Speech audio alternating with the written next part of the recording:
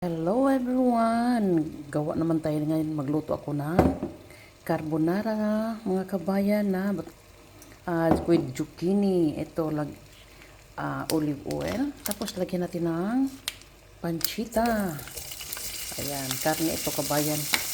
Hindi ko alam kung meron ba ito sa Pilipinas. Ayan, igisa muna natin to. Lagyan pala natin ng sibuyas kabayan. Oh. Naulahe.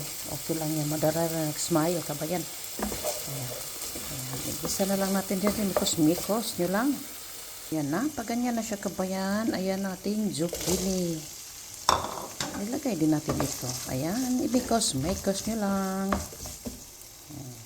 Ayan. Konting asin. Lagyan nyo na rin ng black pepper paminta kung gusto nyo kabayan. Ayan. Pepper tayong itlog. Dalawang itlog.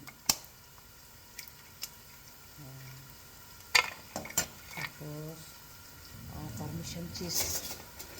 Damihan natin parmesan cheese.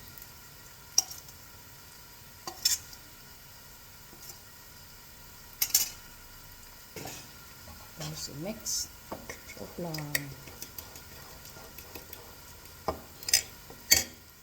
Dagdagan pa natin kabayan para masarap.